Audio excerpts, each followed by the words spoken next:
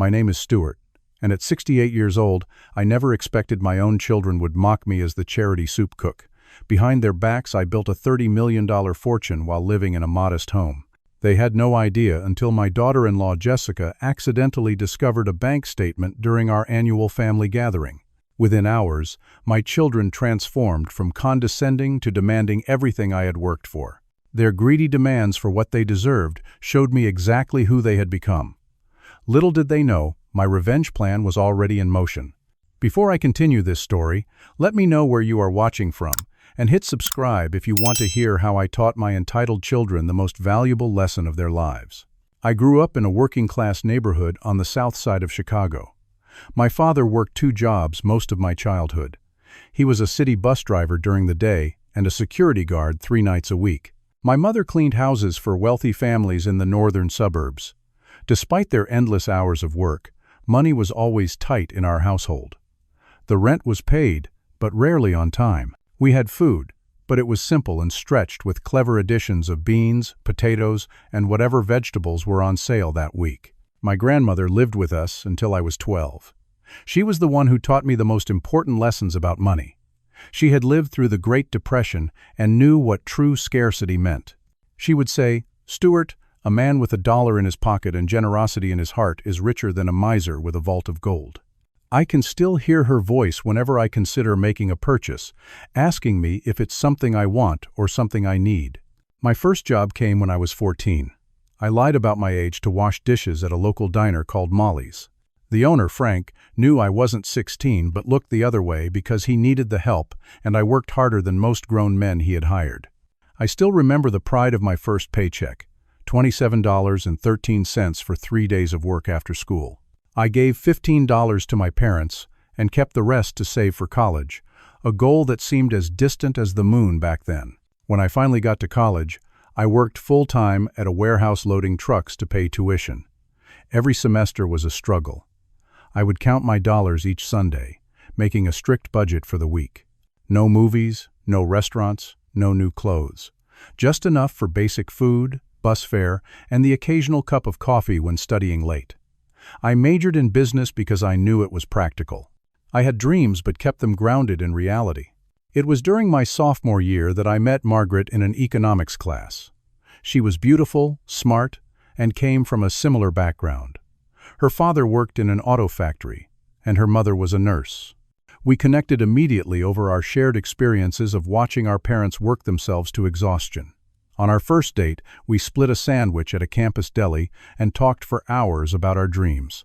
She wanted to be a teacher. I wanted to start my own business someday. Margaret understood the value of money in a way many people never do. She could stretch $1 further than anyone I knew. We got married in my senior year in a small ceremony at her parents' church.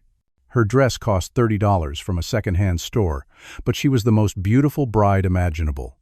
We used the money we saved for a small down payment on a tiny starter home instead of a fancy honeymoon. After graduation, I worked at a commercial cleaning supply company as a salesman. The pay was decent, but I saw inefficiencies everywhere. The products we sold were overpriced and underperforming.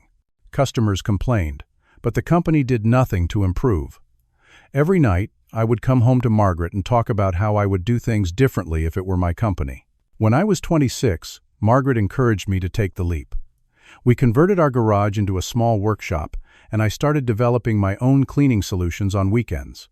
I remember those early days, mixing chemicals, wearing safety goggles and gloves, testing formulas until my hands were raw. Margaret would bring me sandwiches and coffee, offering encouragement when experiments failed. Starting that business was the hardest thing I had ever done. We nearly went bankrupt twice in the first 3 years.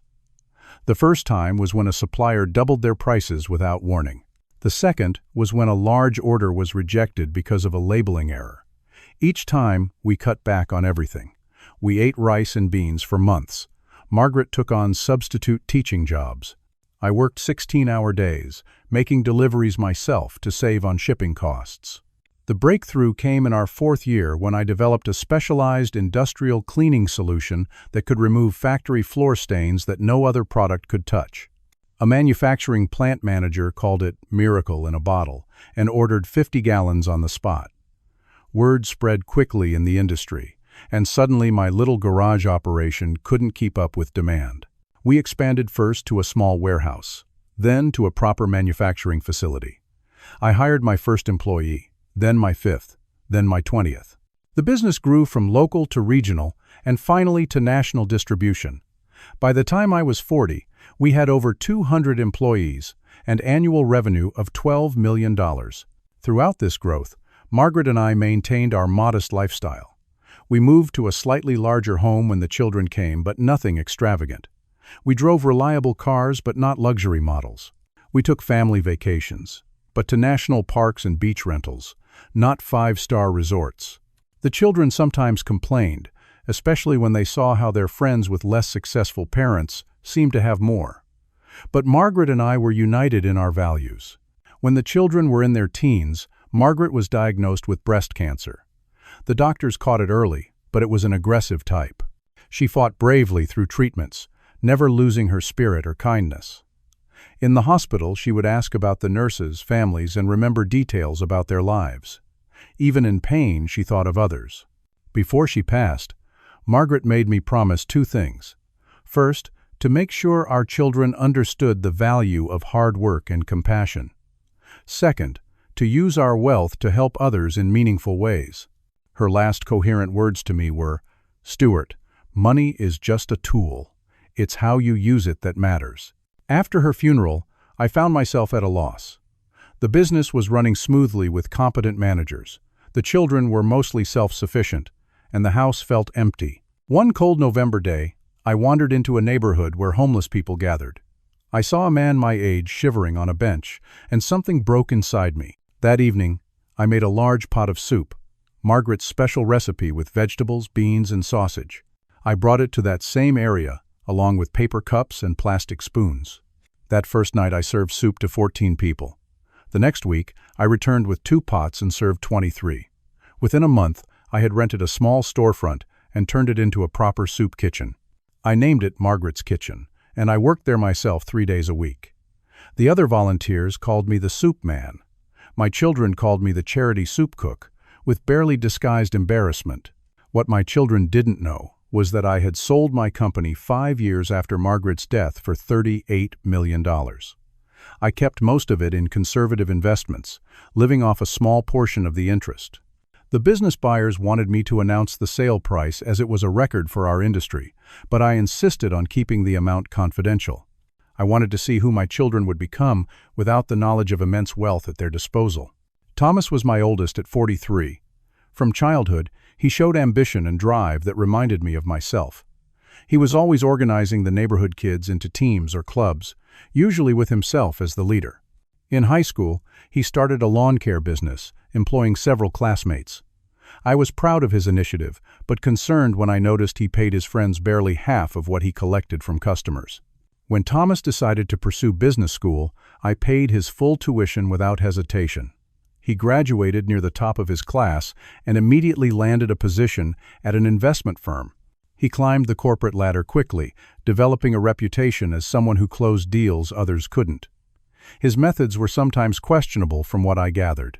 He once mentioned casually over dinner how he had leveraged inside knowledge about a company's troubles to negotiate a drastically reduced price. When I suggested this might be unethical, he dismissed my concerns as outdated thinking. Thomas married Jessica when he was 35 and she was 30. She came from a working-class background in Wisconsin. Her father was a plumber, and her mother taught elementary school. Jessica worked as a nurse and had a genuine kindness that reminded me of Margaret. I often wondered what she saw in Thomas, whose values seemed increasingly different from her own. Perhaps she saw something in him that his pursuit of wealth had buried, but not eliminated. Amanda, my only daughter, was now 40. As a child, she had been sensitive and creative, always drawing or writing stories. But around middle school, something shifted. She became obsessed with appearances and status. She began comparing our home to her friends' larger houses, our cars to their newer models. She begged for designer clothes and threw tantrums when I refused. I paid for her to attend a private high school when she insisted the public school wasn't good enough for someone with her potential. When she expressed interest in fashion design, I funded her education at an expensive arts college in New York. She had talent but lacked persistence, often abandoning projects when they became difficult. After graduation, she worked briefly for a small design firm before marrying Richard, whose family owned a chain of luxury car dealerships across 3 states. Richard's family had old money and a certain arrogance that comes with never having experienced want. They looked down on my modest lifestyle, though they were perfectly happy to accept the generous wedding I paid for. Amanda quickly adopted their attitudes and spending habits. She joined the country club, redecorated their home seasonally, and took luxury vacations documented meticulously on social media. When I visited them, she would apologize to Richard for the plain cooking I preferred, or my unfashionable clothes. Daniel, my youngest at 35, had always been the most troubling. As a boy, he was bright but restless, never able to focus on one thing for long. He started dozens of hobbies, from model airplanes to rock climbing to computer programming, abandoning each after the initial excitement wore off. His grades were inconsistent, brilliant when interested, barely passing when not. He attended 3 different colleges before finally graduating with a general studies degree. Since then, he had moved between careers with dizzying speed. He tried pharmaceutical sales, then restaurant management, then real estate, then website design. Each venture began with enthusiasm and ended with complaints about why it wasn't his fault things didn't work out.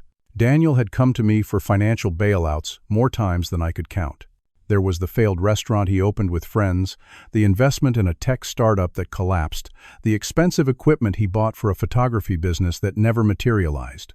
Each time, I gave him enough to avoid disaster, but not enough to make things easy. Each time he promised it would be the last. It never was. Watching my children grow into adults had been both rewarding and disheartening. Somewhere along the way, despite Margaret's and my best efforts, they had absorbed the values of materialism and status seeking Wed tried to protect them from. Perhaps we should have been more explicit about our financial situation. Perhaps I should have involved them more in my charitable work. Perhaps I made a mistake in keeping my wealth secret. Family dinners grew more strained as the years passed. Thomas would dominate conversations with stories of business conquests. Amanda would subtly criticize my home, suggesting renovations or new furniture I obviously could afford, but chose not to buy. Daniel would either brag about his latest venture or drop hints about needing money for the next one. I felt Margaret's absence most sharply during these gatherings. She would have known how to redirect conversations to more meaningful topics. She would have gently reminded our children of what truly mattered in life. Without her, I often felt outnumbered and outmaneuvered at my own table. The annual family gathering had become more obligation than pleasure. I continued hosting it because Margaret had valued family togetherness above all else. Each year, I told myself that perhaps this time would be different. Perhaps this time I would see glimpses of the values Wed tried to instill. Each year, I was disappointed. Despite everything, I loved my children deeply. I saw beneath their acquired behaviors to the good hearts I believed still beat within them. Thomas could be fiercely loyal when a friend was in trouble. Amanda occasionally showed flashes of her childhood creativity and empathy. Daniel, for all his flaws, could be genuinely charming and insightful when he stopped performing for others. I had kept my wealth secret, partly to protect them from the burdens such knowledge brings, and partly to see who they would become without it. I wanted them to develop identities separate from being rich man's children. But as the years passed, I began to wonder if the experiment had failed. Perhaps knowing about the money wouldn't have changed who they became. Perhaps it might have even freed them from the constant striving that seemed to bring them so little joy. As another family gathering approached, I pondered these questions while preparing Margaret's soup recipe. The kitchen filled with the familiar aroma of simmering vegetables and herbs, and I could almost feel her presence beside me, guiding my hand as I stirred. Whatever happened with the children, I knew she would want me to approach them with love and understanding, not judgment. I resolved to try. The morning of the gathering, I woke at 5:30, my usual time. The house was quiet and still dark as I made coffee and reviewed my mental checklist. The guest rooms were prepared with fresh linens and towels. The refrigerator was stocked with everyone's favorite foods, a detail I maintained despite their changing preferences over the years. The dining table was set with Margaret's china, which I only used for family occasions. By 9 o'clock, I was in the kitchen preparing the soup that had become both my signature dish and a source of mockery. I chopped onions, carrots, and celery with practiced precision. Margaret had taught me to cut vegetables uniformly so they would cook evenly. I added the special blend of herbs she had perfected over years of experimentation. The base was homemade chicken stock I had prepared the previous day, simmering bones and aromatics for hours until the liquid was rich and golden. The doorbell rang at 11:15. Thomas and Jessica arrived first, pulling up in their black luxury sedan that probably cost more than most people in my neighborhood earned in a year. Thomas looked like a television version of a successful businessman, with his tailored suit and expensive haircut. Jessica wore a simple but elegant dress and carried a homemade apple pie, still warm from the oven. "Dad, good to see you," Thomas said, giving me a perfunctory hug before immediately checking his phone. Jessica embraced me warmly. "Stuart, the house looks wonderful. Is that Margaret's soup I smell? I've been looking forward to it all week." "It sure is," I replied, touched by her enthusiasm for a simple dish that her husband had grown too sophisticated to appreciate. "Could use some help in the kitchen if you're interested." "I'd love that," she said, following me while Thomas wandered into the living room, already making a business call. In the kitchen, Jessica tied on an apron and began washing the salad greens without being asked. We worked together comfortably, falling into an easy rhythm, as if we'd done this many times before. Unlike my children, she asked questions about Margaret, genuinely interested in the woman she had never met but whose presence still filled the house. "Tell me about when you and Margaret first moved to this neighborhood," she said as she tore lettuce leaves. "It was 1986, I recalled, stirring the soup. The business was just starting to show real promise. We could have afforded something more upscale even then, but this place had good bones, as Margaret used to say. She loved the big oak in the backyard and the way sunlight filled the kitchen in the morning." Jessica nodded. "It's a lovely home. It lived in, like it has stories in the walls." Before I could respond, the front door opened again, and Amanda's voice rang through the house, artificially bright. "Hello, we're here." Amanda and Richard entered the kitchen moments later. Amanda air-kissed my cheek, careful not to actually make contact. Richard shook my hand firmly but briefly, his eyes already scanning the room and cataloging its dated features. "This neighborhood is so quaint," Amanda said, in the tone one might use to describe a child's crayon drawing. "It's practically vintage now, isn't it? So many young couples are moving to these older areas for the character." What she meant, of course, was that the neighborhood had gentrified enough to become acceptable to people of her social standing. I simply nodded and offered them drinks. Daniel arrived 40 minutes later than the agreed time. His eyes had the slightly frantic look they got when he was under financial pressure. He hugged me too enthusiastically and brought a bottle of wine that I recognized as considerably more expensive than his budget should allow. "Sorry I'm late, Dad," he said. "Traffic was a nightmare. But I closed a huge deal yesterday, so things are really looking up." I had heard variations of this statement so many times that I just smiled and thanked him for the wine. The slight twitch in his left eye told me the huge deal was either imaginary or already falling apart. We gathered for lunch around the dining table. The conversation flowed in predictable channels. Thomas dominated, of course, describing his latest business triumph with excessive detail. So then I told them their valuation was at least 20% inflated based on current market conditions, he explained, gesturing with his fork. They tried to argue, but I had the data to back it up. Ended up getting the acquisition for $18 million instead of $22. The partners were thrilled. Amanda picked at her salad, eating perhaps one bite for every 10 she moved around the plate. "Richard and I finally got accepted to Oakwood Country Club," she announced. The waiting list was 2 years, but Richard's golf buddy on the membership committee pulled some strings. "That's wonderful, dear," I said, though I couldn't imagine anything less important. "What do you like about the club?" She looked momentarily confused, as if the question made no sense. "Well, it's Oakwood. Everyone who matters in the city belongs there." Daniel, on his third glass of wine already, jumped in. "My new consulting business is taking off. I'm working with these tech startups, helping them streamline their operations. One of them might even offer me an equity position." I nodded encouragingly, though I suspected this venture would join the graveyard of Daniel's failed enterprises within 6 months. Throughout lunch, I noticed Jessica watching me with curious eyes. She participated in the conversation but seemed more interested in observing family dynamics than contributing to the status Olympics. When Thomas made a dismissive comment about people who waste their lives on charity cases, she glanced at me apologetically. After the meal, as everyone dispersed for afternoon activities, Jessica approached me in the kitchen where I was washing dishes. "Can I help?"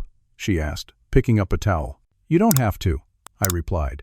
"Go relax with the others." "I'd rather be in here, if that's okay," she said quietly. "Tell me about your soup kitchen." Thomas mentioned it once, but he didn't give many details.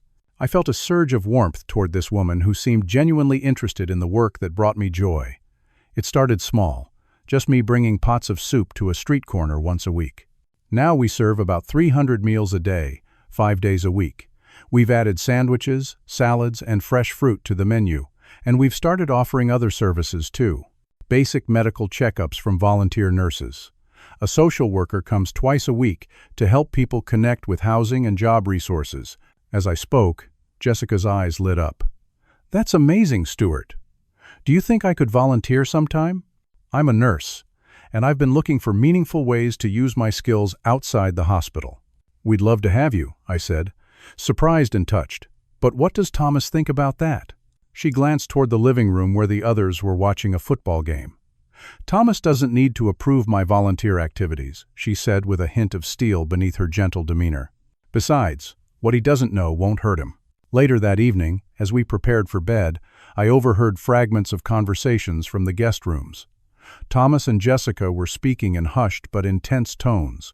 "I don't understand why you waste time talking to him about that soup kitchen nonsense," Thomas was saying. "It's embarrassing. A man his age should be playing golf or traveling, not ladling soup for bums." "They're not bums, they're people who need help," Jessica replied firmly. "And I think what your father does is admirable." From Amanda and Richard's room came Amanda's characteristic complaints. "This mattress is like sleeping on concrete. And did you see the water pressure in the shower? I'm going to need an hour at the spa to recover from this weekend." Daniel's room was silent, but I saw the light under his door at 2 in the morning when I got up for a glass of water. Financial worries keeping him awake again, no doubt. As I lay in bed, I thought about Margaret and how she would have handled the family dynamics. She had always been the heart of our home, the one who could smooth over rough edges and bring out the best in everyone. Without her, we had all drifted into patterns that would have saddened her. Tomorrow would be another day of the same, I thought. Or so I believed, not knowing how dramatically things were about to change. The next morning dawned bright and clear. I was in the kitchen by 6, preparing a breakfast casserole that could be easily reheated, as family members wandered down at their various times. Thomas and Jessica were early risers like me, while Amanda and Richard rarely appeared before 10. Daniel might sleep until noon if left undisturbed. Jessica joined me in the kitchen around 7, dressed in yoga pants and a light sweater. "Good morning," she said cheerfully. "Can I help with anything?" "Coffee's ready, if you want to pour yourself a cup," I offered. "The casserole will be done in about 20 minutes." She poured coffee for both of us and sat at the kitchen island, watching me cook. "Stuart," she said after a moment of comfortable silence, "would you tell me more about Margaret? I feel like I know her a little from the photos around the house, but I'd love to hear your memories." The request touched me deeply. My own children rarely asked about their mother anymore, as if her absence was an uncomfortable topic best avoided. I whisked eggs with a little more vigor than necessary, gathering my thoughts. "Margaret was the most genuinely good person I've ever known," I began. "Not in a showy way. She didn't broadcast her kindness or expect recognition. She just quietly did what was right." As I prepared breakfast, I shared stories of Margaret. How she taught neighborhood children to read when their schools were failing them.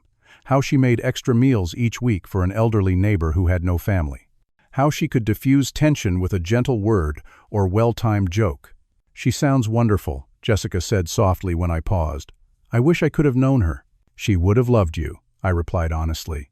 She always hoped the children would find partners who would ground them, remind them of what matters. Jessica was quiet for a moment, tracing the rim of her coffee cup. "I didn't grow up with much," she finally said. "My dad worked hard but had a back injury that limited him. Mom stretched every dollar until it screamed. I was on scholarship through nursing school and worked night shifts at a convenience store to cover expenses."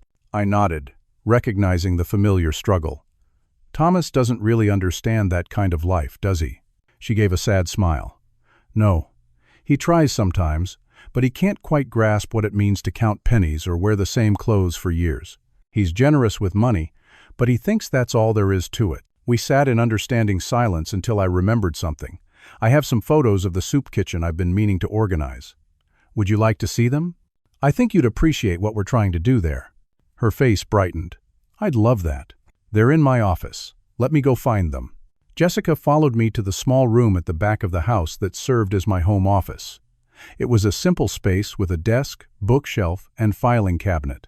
The walls were covered with children's drawings, thank you notes from soup kitchen guests, and a few family photos. These are all from people you've helped? Jessica asked, looking at the wall. Yes. Sometimes a hot meal is just the beginning. We've helped people get back on their feet, find jobs, reconnect with family. I searched the bookshelf for the photo album I'd compiled. It should be here somewhere. Let me look in the cabinet. As I rummaged through the filing cabinet, Jessica continued examining the items on my desk. I heard a soft thud and turned to see her bending to pick up a folder that had fallen to the floor. Sorry about that, she said, gathering the papers that had spilled out. Then she froze, her eyes fixed on a document in her hand. I knew immediately what she was seeing. It was a quarterly statement from my investment account, showing a balance of just over $30 million. The color drained from her face as she looked up at me, then back at the statement. Stuart, this is. I didn't mean to, she stammered, clearly mortified at having seen something so private. I sighed and closed the filing cabinet drawer. The secret I had maintained for decades was now exposed, at least to one person. It's all right, Jessica. That wasn't how I planned for anyone to find out, but I'm not upset with you. She carefully returned the statement to the folder and placed it on the desk as if it might bite. I should pretend I didn't see that. No, I said, making a split-second decision. Let's talk about it. But first, let me close the door. We sat in the two chairs near the window, the photo album forgotten. Jessica looked nervous, her hands clasped tightly in her lap. You probably have questions, I said gently. I don't know what to say. I always thought you lived modestly because you had to, not because you chose to. Her brow furrowed. Does Thomas know? Do any of the children know? I shook my head. No. No one knows except my financial advisor and now you. But why? Why keep this from your family? It was a fair question, one I had asked myself many times over the years. When Margaret was alive, we both agreed that we wanted the children to develop their own work ethic, their own relationship with money. We were afraid that knowing about substantial wealth would change their perspective, maybe not for the better. Jessica nodded slowly, understanding dawning in her eyes. After Margaret died, I watched the children growing up, making their choices. They became different from what she and I had hoped. More focused on appearances, status, material things. I decided to see who they would become without the knowledge that they would one day inherit millions. I wanted to know their true characters. That's why you live like this, she said, gesturing to my modest office. Why you drive a 10-year-old car and shop at regular stores. Yes, money changes how people treat you, how they see you. I wanted authentic relationships, not ones colored by wealth. Jessica was quiet for a long moment, processing. What about the soup kitchen? Is it just a test too? No, I said firmly. The soup kitchen is a promise I made to Margaret. It's the most meaningful work I've ever done. The money makes it possible, but I do it even without the wealth. She nodded, seeming to accept this. I don't know what to say, Stuart. I feel like I should apologize for seeing something so private, but I also feel honored that you would trust me with this. You've nothing to apologize for. It was an accident. I leaned forward slightly. But Jessica, I have to ask you something important. Can you keep this information to yourself, at least for now? I'm not ready for everyone to know. She hesitated, conflict clear on her face. I don't like keeping secrets from Thomas. We promised each other honesty. I understand. And I wouldn't ask except that this isn't just about money. It's about how it might change things in ways we can't predict or control. I sighed. I'm not saying forever. Just give me some time to think about how to approach this with the family. Jessica bit her lip, clearly torn. I'll try, Stuart, but Thomas can tell when something's bothering me. He's very perceptive about some things." We were interrupted by a knock on the door. Thomas's voice called out, "Dad? Jessica?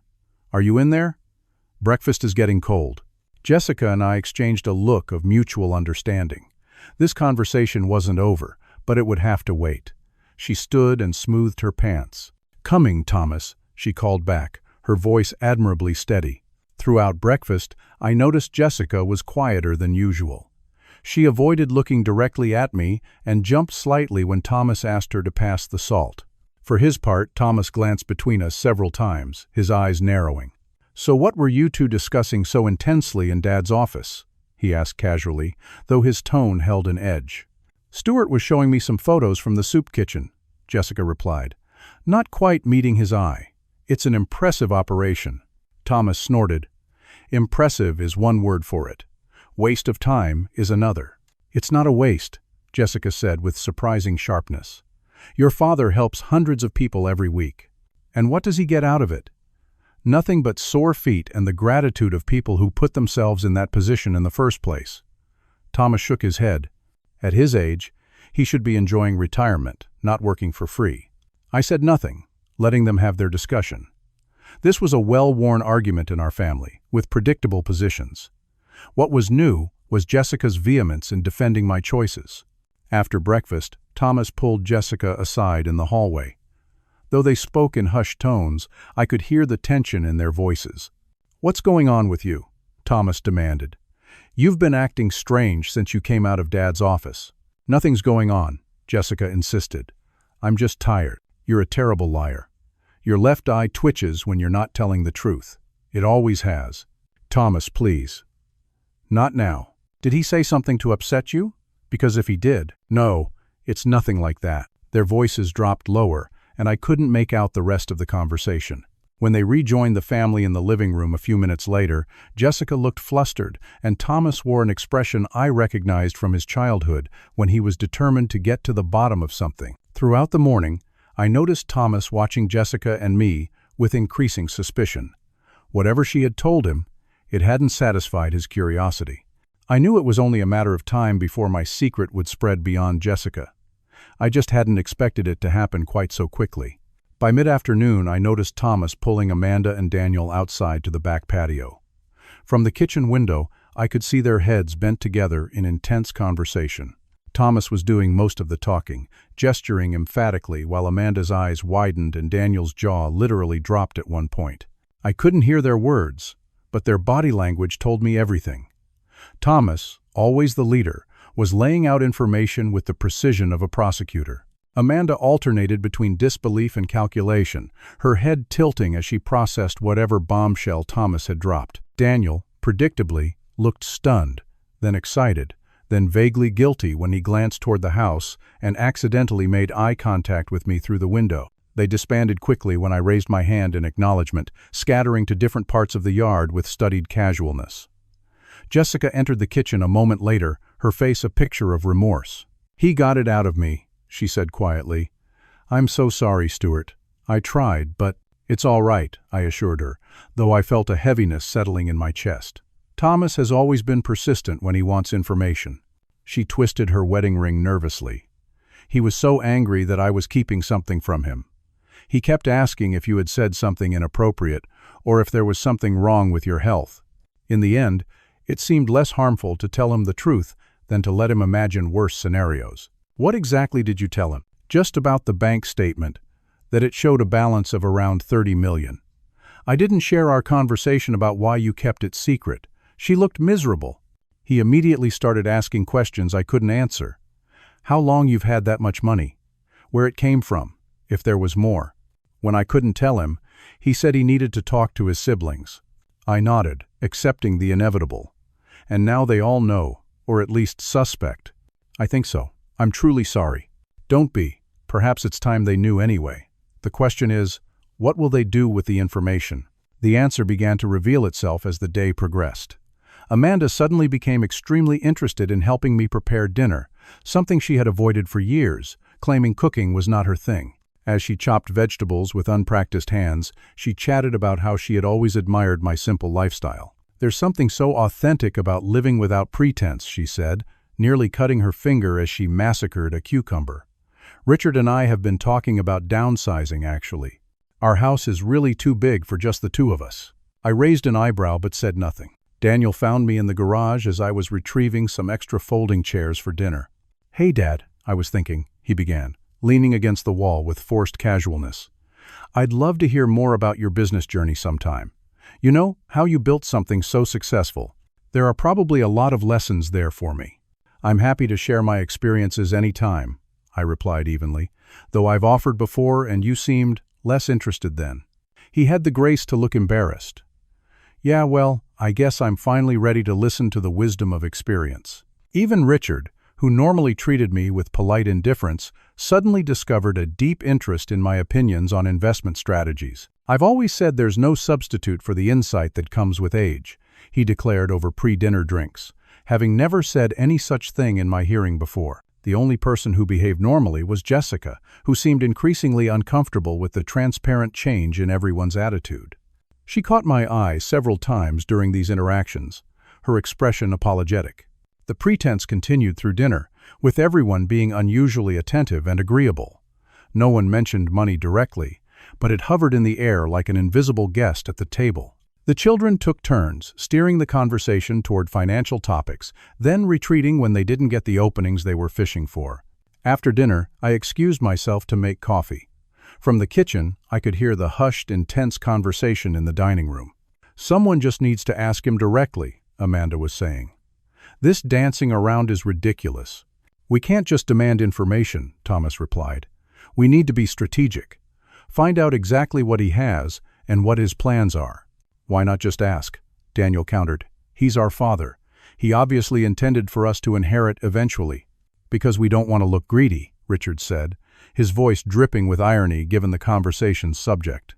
"It's better to express concern about his financial security first." I quietly stepped away from the door and busied myself with the coffee maker, giving myself time to process what I'd heard. It was disappointing but not surprising. The secret was fully out now, and there would be no going back to the way things were before. As I arranged cookies on a plate, Jessica slipped into the kitchen. "They sent me to check on the coffee," she explained, then lowered her voice. "They're in there planning how to approach you about the money. It's awful, Stuart, like vultures circling." "Not vultures," I corrected gently. "Just human beings confronted with unexpected information about something most people find very compelling. Money has a way of drowning out other considerations." "Still," she insisted, "they're your children. They should be thinking about what this means for you, not for themselves." I appreciated her loyalty, but knew it was more complicated than that. My children had been raised with certain expectations about their futures, their place in society. Finding out their father had been living far below his means while they struggled to maintain appearances was bound to create complex feelings. "Let's bring in the coffee," I suggested. "And don't worry too much. This family has weathered bigger storms." Later that evening, I stepped onto the back porch for some fresh air and overheard Thomas, Amanda, and Daniel in heated discussion near the old oak tree. They were illuminated by the porch light, unaware of my presence in the shadows. "I say we confront him together tomorrow morning," Thomas was saying. "Present a united front. He can't dismiss all of us." "What exactly are we confronting him about?" Daniel asked. "It's his money. He can do what he wants with it." "Don't be naive," Amanda snapped. "He's been living like he's middle class while we've been killing ourselves to maintain our lifestyles. I had to take out a second mortgage on our house last year, and all this time he's been sitting on millions." "That's your own fault," Daniel retorted. "No one told you to join that overpriced country club." "At least I'm not constantly begging him for bailouts like you," Amanda shot back. "Enough," Thomas interjected. "This isn't helping. Look, Dad is 68. He doesn't need $30 million for his retirement. That money should be working for the family, not sitting in some account, or worse, being donated to strangers." "What exactly are you suggesting?" Daniel asked. "I'm suggesting that we have a right to know what he intends to do with our inheritance," Thomas stated firmly. "And if his plans don't adequately account for his family's needs, we should make our case for why they should." Amanda nodded vigorously. "Exactly. I have 2 children to put through college. Richard's business has been struggling since the recession. We have needs." Daniel looked less convinced but didn't argue further. I slipped back inside before they noticed me, my heart heavy. In their minds, my money had already transformed from my life's work to their inheritance, from my security to their entitlement. Margaret would have been deeply disappointed. As I prepared for bed, I found myself staring at her photograph on my nightstand. "What would you do, my love?" I whispered to her smiling image. The answer came to me not in words but in a certainty about what path I needed to take. I had spent years watching my children from a distance, trying to understand who they had become. Now it was time for action. I picked up my phone and sent a text message to Harold, my attorney and oldest friend. "Need to implement Margaret's plan. Can you come to the house tomorrow at 10 a.m. with the documents?" His reply came quickly. "On it. See you at 10. With that done, I slept more peacefully than I expected, knowing that tomorrow would bring a reckoning none of my children anticipated. The next morning, tension hung in the air like a heavy fog. Everyone was up unusually early, even Amanda and Richard, who typically slept late.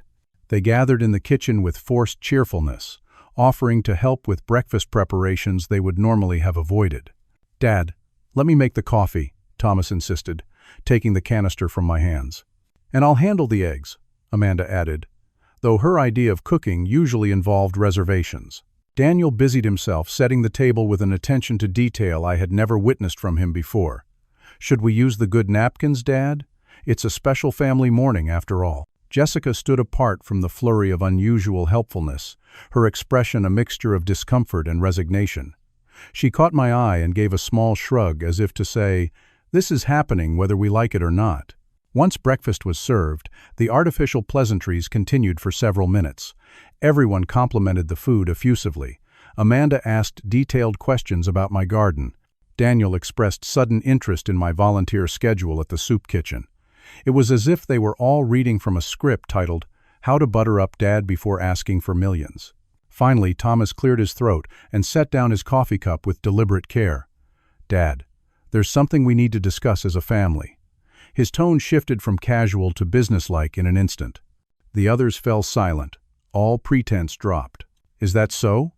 I replied, wiping my mouth with a napkin. "What's on your mind, son?" Thomas glanced at his siblings, receiving slight nods, before continuing. "It's come to our attention that you have significant financial resources that you haven't disclosed to us." "I see." I took a sip of coffee, deliberately unhurried.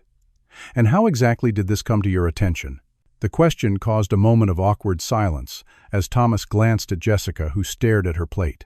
"The specific source isn't important," Thomas said smoothly. "What matters is that we're your family, and we're concerned." "Concerned about what, exactly?" I asked, genuinely curious about how they would frame their interest. "Your financial security, for one thing," Amanda jumped in, her voice dripping with false concern. "30 million seems like a lot, but with healthcare costs these days, and the unpredictability of the market, and the soup kitchen," Daniel added quickly, "we worry that people might take advantage of your generosity." I nodded thoughtfully, as if considering their points. "So your concern is that I might run out of money or be swindled out of it?" "Exactly," Thomas said, seizing the opening. "Which is why I think it makes sense for me to review your portfolio. With my financial background, I could ensure your assets are properly protected and growing.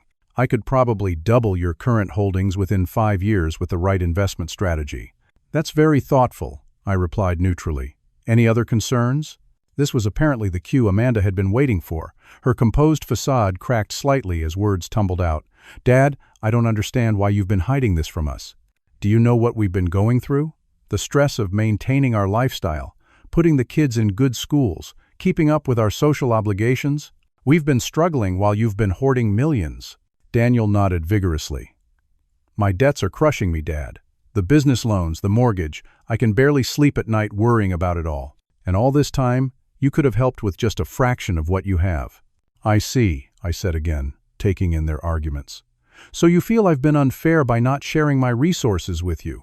"It's not just that," Thomas interjected, trying to steer the conversation back to a less nakedly grasping tone. "It's about wasted potential. You're driving a 10-year-old car and living in a house that's worth maybe 1/10 of what you could afford. You spend your time ladling soup instead of enjoying the fruits of your success or leveraging your wealth for greater impact." "Greater impact?" I repeated. "Yes, Think what that money could do if properly invested. The returns could fund 10 soup kitchens while still growing the principal. It's simple financial sense. I nodded slowly, letting a silence stretch until it became uncomfortable. Jessica looked like she wanted to disappear through the floor. Richard maintained a studied neutral expression, though his eyes darted occasionally to Amanda with warning glances when her tone became too demanding. "Let me make sure I understand," I finally said. "You believe that I should turn over management of my assets to Thomas, who would make better decisions than I've been making. You feel entitled to financial support because you're my children, regardless of your own choices about careers and spending. And you think my work at the soup kitchen is an embarrassing hobby rather than meaningful service." They exchanged glances, perhaps sensing they had overplayed their hand. "That's not exactly what we meant," Amanda backpedaled. "We just think family should come first." "And we are family," Daniel added plaintively. "Shouldn't we benefit from your success?" I looked at each of my children in turn, seeing not the adults before me, but echoes of the children they had once been. Thomas organizing neighborhood toy sales with detailed profit margins at age 10. Amanda throwing a tantrum over not getting designer jeans for her 13th birthday. Daniel promising to be responsible with his allowance, then spending it all on the first day, week after week. "I appreciate your honesty," I said finally. "This is clearly important to all of you. I'd like some time to consider what you've said and decide how to respond.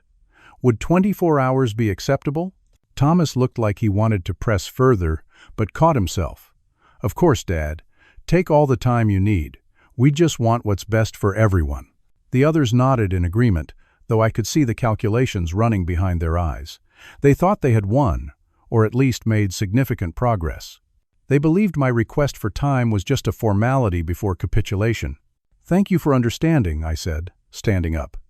"Now, if you'll excuse me, I have a few calls to make."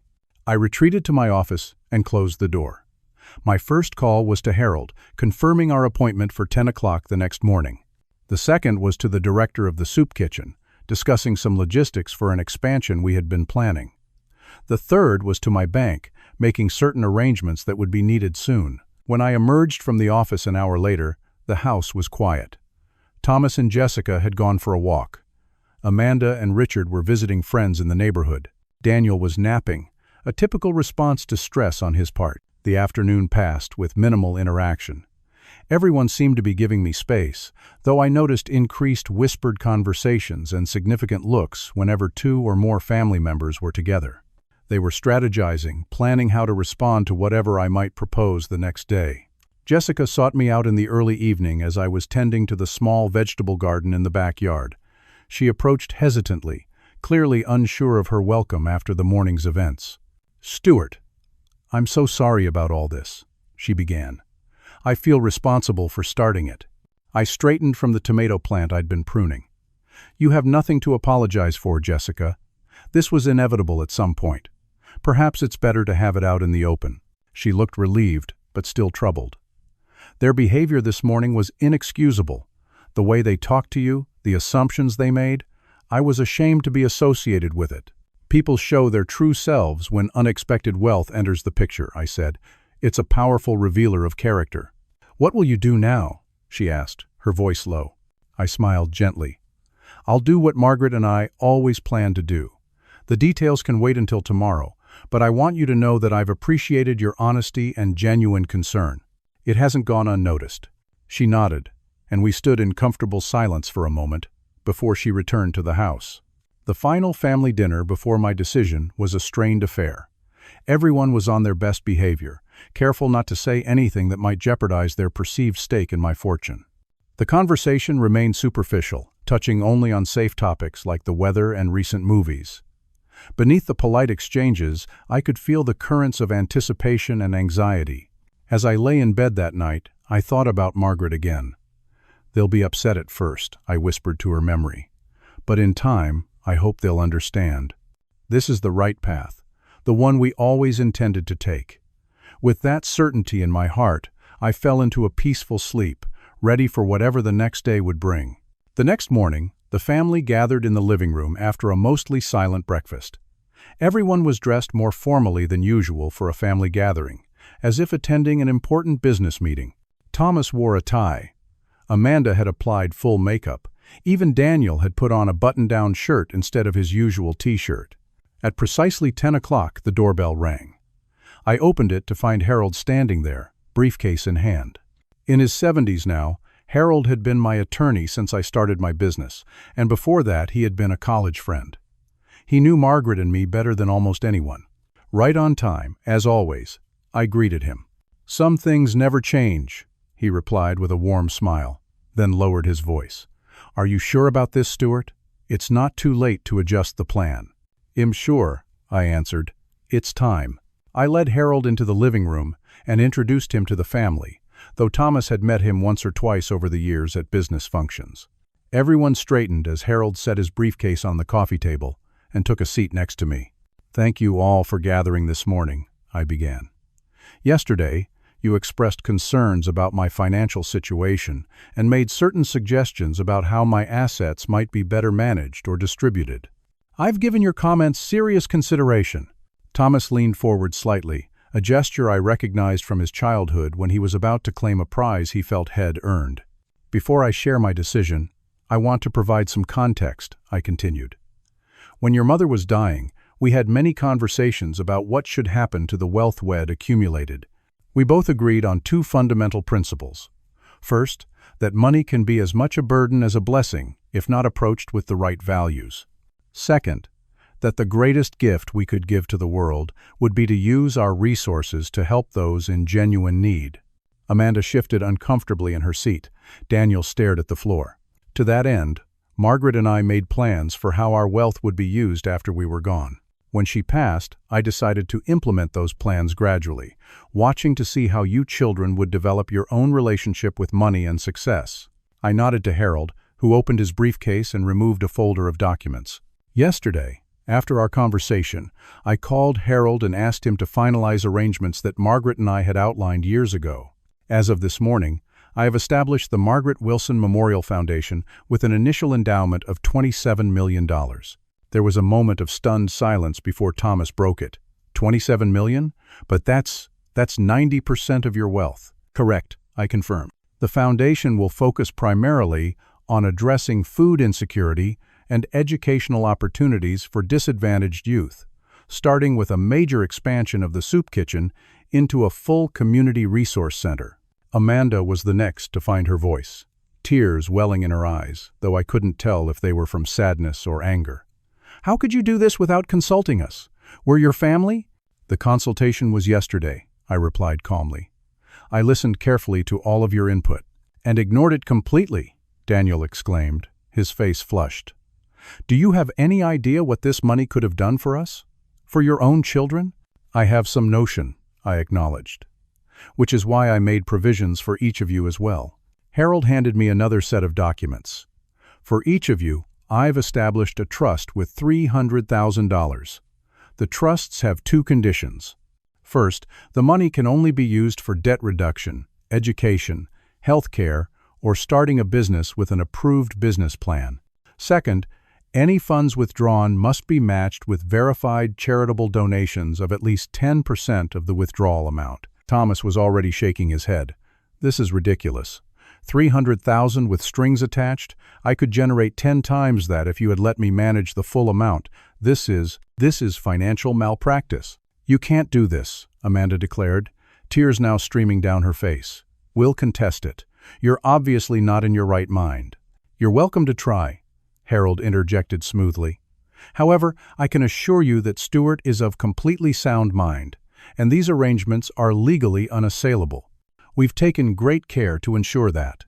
Daniel stood up suddenly and kicked the coffee table, sending a vase crashing to the floor. "You've chosen strangers over your own blood. How could you?" I remained calm as I looked at my youngest son. "No, Daniel. I've chosen to honor your mother's wishes and to use our fortune in ways that align with our values. Values we tried to instill in all of you." "What about our children?" Amanda demanded, grasping at straws. "Your grandchildren?" "I'm glad you asked," I replied. "I've also established educational trusts for each grandchild, current and future. Each trust contains $100,000 to be used exclusively for college or vocational training. Additionally, The foundation will match any contributions they make to registered charities throughout their lives, encouraging them to develop their own philanthropic interests. Thomas stood up abruptly. This is a waste of time. You've clearly made your decision without any real consideration for what we want or need. Come on, Jessica, we're leaving. Jessica remained seated, looking uncomfortable but resolute. I think I'll stay a bit longer if that's all right. Thomas stared at her in disbelief. You can't be serious. You're taking his side in this farce? I'm not taking sides, she replied quietly. I just want to understand the full picture before we go. Fine, stay, see if I care. Thomas stormed out of the room, followed quickly by Amanda and Richard. Daniel lingered, conflicted emotions playing across his face. Dad, I don't know what to say. You don't have to say anything right now, I told him gently. Take some time to process. We can talk more when you're ready. He nodded uncertainly, then followed his siblings out. I could hear them in the driveway, arguments and car doors slamming as they prepared to leave. Only Jessica remained in the living room with Harold and me. I think what you've done is wonderful, she said softly. The foundation, I mean. Margaret would be proud. Thank you, I replied, genuinely touched by her understanding. It's what she would have wanted. There's one more matter to discuss, Harold interjected, producing another document. Stuart, as we talked about yesterday, I've prepared the papers appointing a board of directors for the foundation. You'll serve as chairman, of course, but you wanted to add another family member as well. I turned to Jessica. I'd like you to consider joining the board, Jessica. We need someone with medical knowledge to help develop the health services component, and more importantly, someone who understands the true purpose of the foundation. She looked stunned. Me? But I'm just an in-law.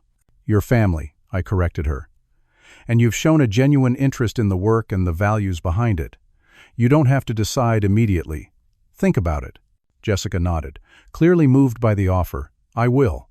Thank you for considering me. After Harold left, promising to handle any legal challenges my children might pursue, Jessica helped me clean up the broken vase and straighten the living room. They'll come around eventually, she said, though she didn't sound entirely convinced. Once the shock wears off. Perhaps, I replied. But even if they don't, I've done what Margaret and I believed was right. In the weeks that followed, the family fractured along expected lines. Thomas pursued legal avenues to contest the foundation's establishment, filing objections that Harold efficiently neutralized one by one. Amanda alternated between tearful phone calls begging me to reconsider and cold silence when those appeals failed. Daniel, surprisingly, was the first to reach out without demands or accusations. A month after the revelation, he called just to check in, a small but significant olive branch. Jessica accepted the position on the foundation board and began volunteering at the soup kitchen regularly. She and Thomas were struggling in their marriage. She confided during one of our planning meetings, but she hoped they would find a way through the conflict. 6 months later, the Margaret Wilson Memorial Foundation officially opened its expanded community center on the site of the original soup kitchen. The renovated building now included a dining hall, medical clinic, job training facilities, and educational spaces. At the ribbon-cutting ceremony, I stood alone as the designated representative of the Wilson family, having invited my children but receiving no acceptances. As I was speaking to donors after the ceremony, I noticed a familiar figure hovering at the edges of the crowd. Amanda, looking unsure and out of place, watched the proceedings from a distance. When our eyes met, she gave a small, tentative wave. I excused myself from the conversation and walked over to her. I didn't expect to see you today, I said honestly. I wasn't planning to come, she admitted. But then I saw the announcement in the paper with Mom's name, and I felt like I should see it.